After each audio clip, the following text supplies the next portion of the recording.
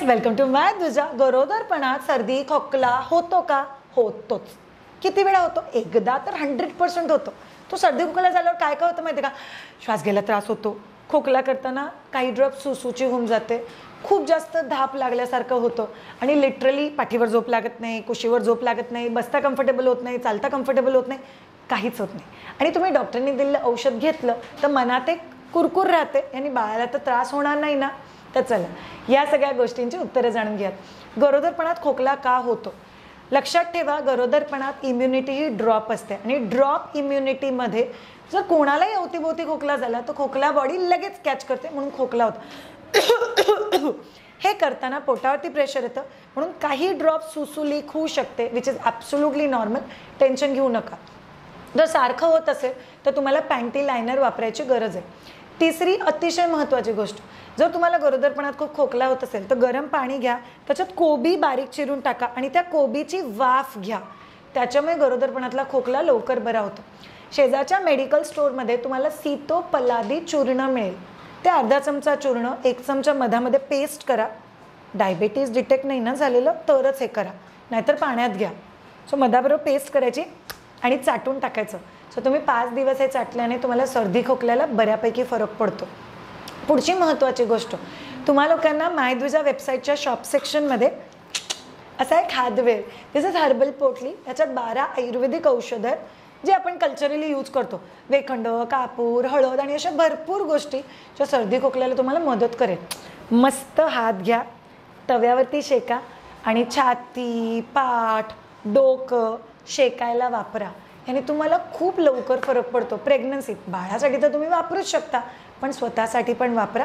याने तुम्हाला खूप लवकर रिलीफ मिळेल. पुढची महत्त्वाची रेमेडी, तुम्ही घरच्या घरी बाजरीचं पीठ थोडंसं गॅसवरती भाजायचं आणि त्याचा जो धूर निघतो ना, तो धूर थोडा नाकातोंडावाटे घ्यायचा. याने तुम्हाला फरक पडेल. पुढची रेमेडी, चहा पिता का तुम्ही? नाही पित तरी पण करा.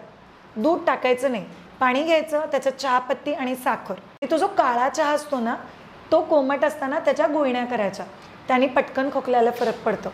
आणि शेवटची आणि अतिशय महत्त्वाची गोष्ट, आयुर्वेदिक दुकानात जावा, तुम्हाला एक गोष्ट मिळेल ज्याला म्हणतात लेंडी पिंपळी.